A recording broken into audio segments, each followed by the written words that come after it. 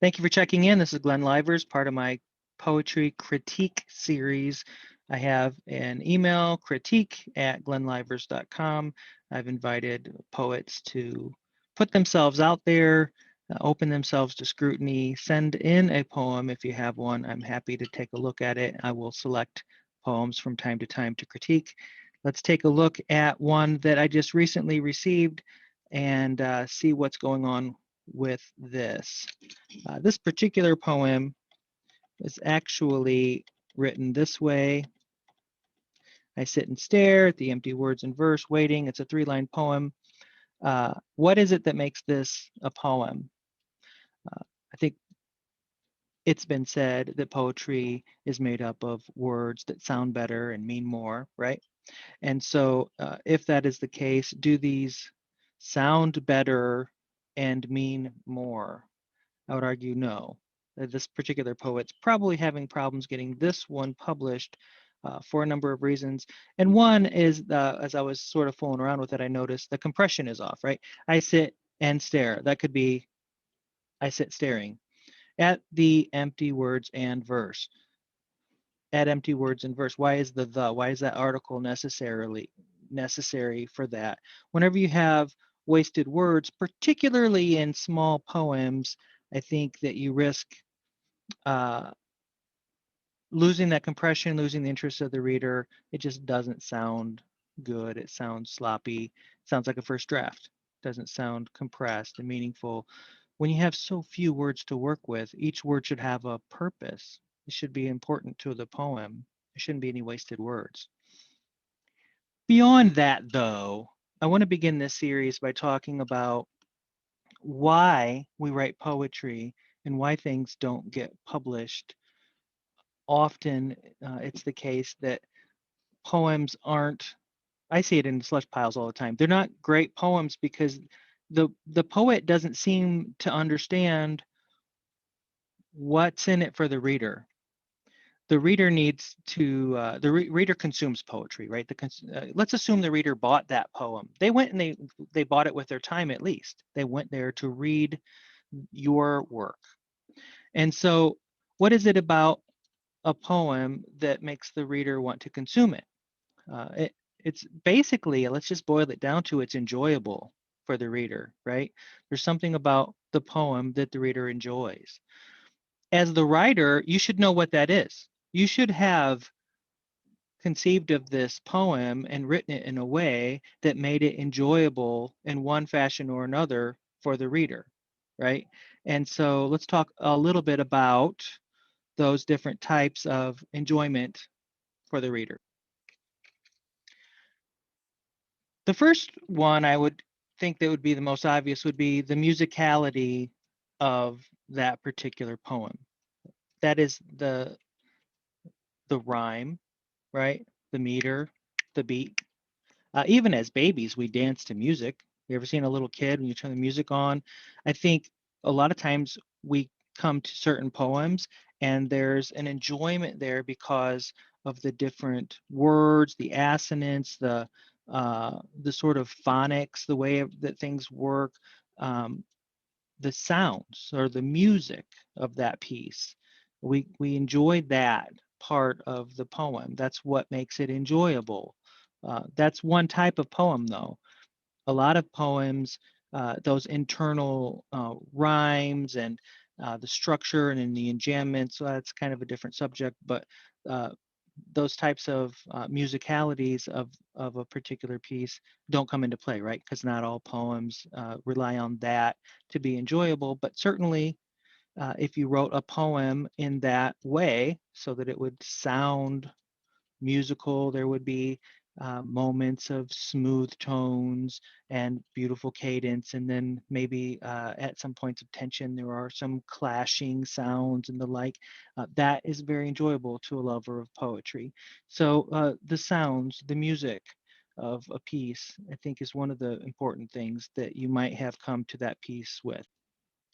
So there's this sign of uh, sort of movement in certain poems. You start at one place in the poem you move to another. So you may begin writing about a day at the beach, and then suddenly there's this epiphany that you're really writing about your father or your mother's cooking or something. There is this point. You start here and you move down or over to another place. You might be talking about two very different subjects in the poem. One sort of leads into the other, and the juxtaposition between those 2 points, uh, the usually more approachable point that you start at, and then something the poet is trying to say is in that second point. And so it's very common to start in a very approachable way. You're talking about pancakes, and then you switching to shipwrecks, right? And readers like that. They like that. They enjoy that sort of traversing the distance in a poem from one place to another. And when you begin in one place and you start with something very relatable, you sort of draw the reader in, and then you introduce them to a second place in the poem uh, to where they can bring those initial feelings of pancakes, for example, or mother's cooking, then to the second place in the poem. And I'm sure um, it might be a good idea if I made some examples here, but that would make this really long video. Uh, it's very common to start at one place and end in another. And so just understand that that is one of the enjoyments of reading poetry is that you take the reader someplace. They enjoy going to the place where you take them and juxtaposing different ideas against with one another in order to come up with a certain feeling that you portray in that work. Another enjoyable part of poetry is that you get to connect with the poet. And so this doesn't really apply very often to people who are writing poems for an audience that doesn't know them very well. If you're writing a poem for your spouse, for your family to read at a certain event or something, or if you're reading a book of poetry from a poet that you've read many, many times and you know that poet, you understand, you're a fan, right? You know their family, you know their sort of words that they use in place of certain anchors of knowledge. For example, a person might talk about flags, but they mean tombstones, that kind of thing. And you sort of look for those types of things. But anyway, the point is, it's enjoyable to learn about the poet if you have a relationship with the poet. Okay. And so if you write in such a way that you assume the reader has a relationship with you, but they don't, then that's not enjoyable for the reader.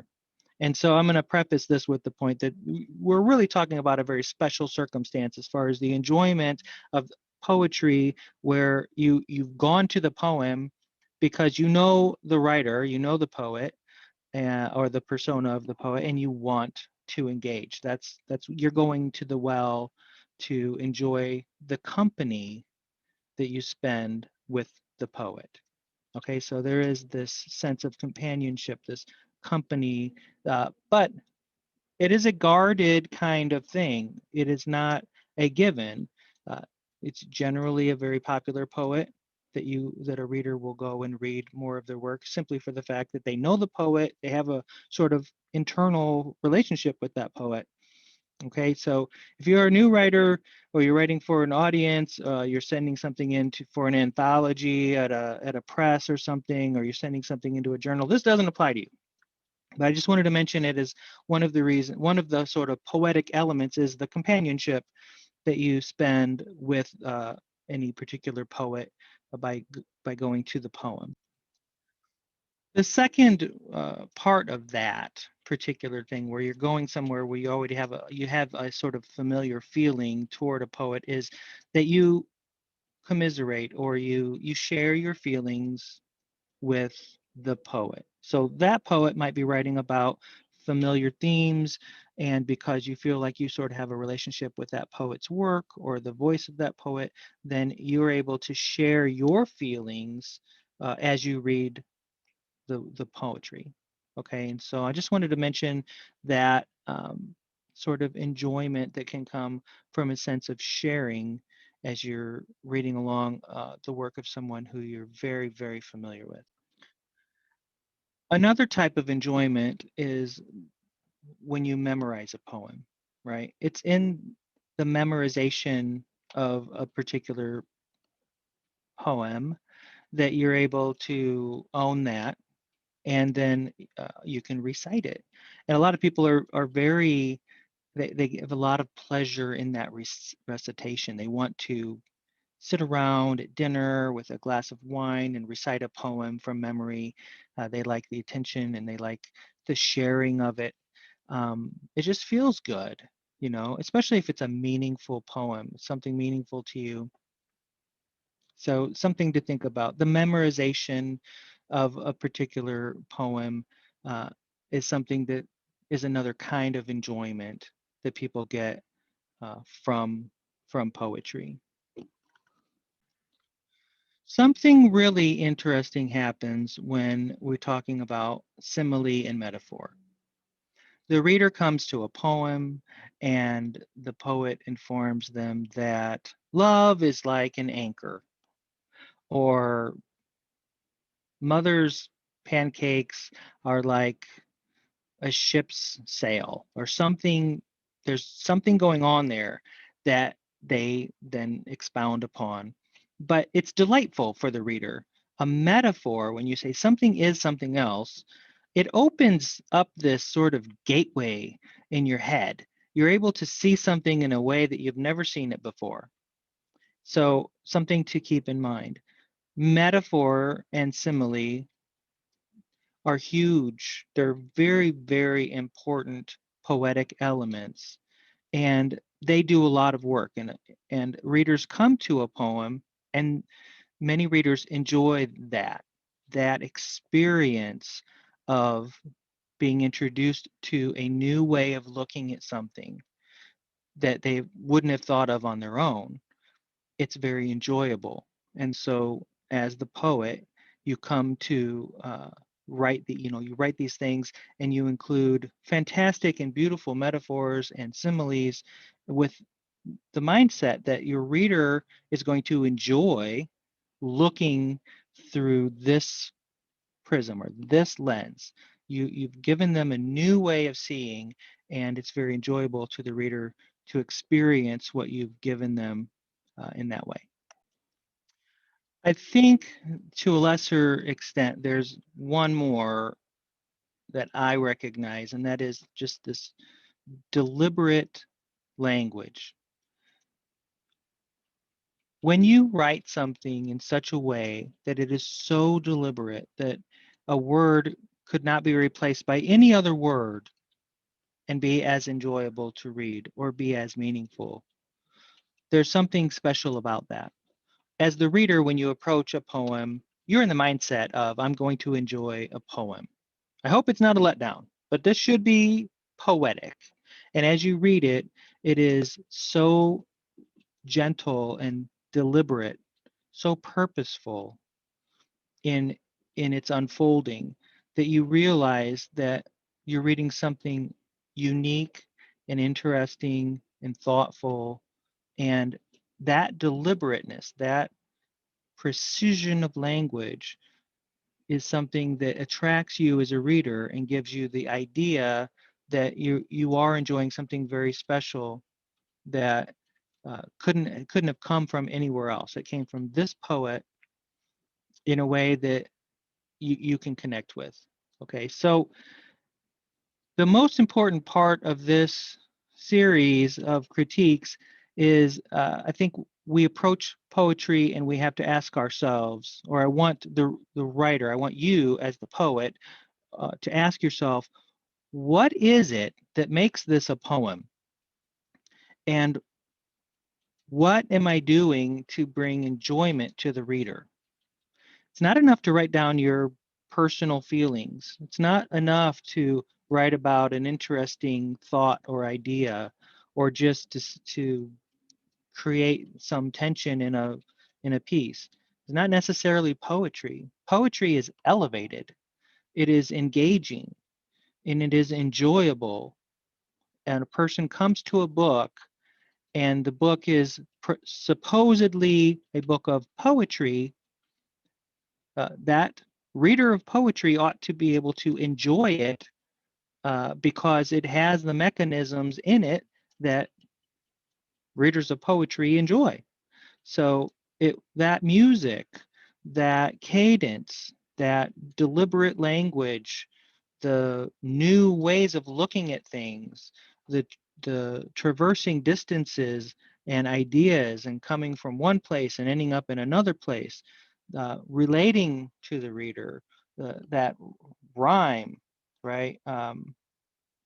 The phonetical enjoyment, the assonance of a thing, and then the structure, right? The enjambments, the little hidden gems in a piece that's also poetry and it's also very enjoyable. But if you look at a poem that you've written and you can't answer the question, why is this enjoyable for the reader? You haven't done your work. You haven't. That's not a poem. If you just don't know, I don't think you should put that out in the world. You ought to go do something else, write a different piece, something that uses tools and techniques that are enjoyable for the reader in a way that makes it a consumable item. Because you're not just writing for yourself, you are in fact writing for an audience, and the audience ought to have, uh, there is no audience if it's not enjoyable. Okay, so think about that. What is it that you're doing in this particular poem that's enjoyable? You need to answer that. If you don't have an answer for that, then you don't really have a poem that you should be sending out. Okay. Remember, the email address is Glenn, Glenn, at glennlivers.com. I'm sorry, it's critique at glennlivers.com. Send your poems my way, and I'd be happy to pick them here and there. Try to offer some feedback. Have a great day.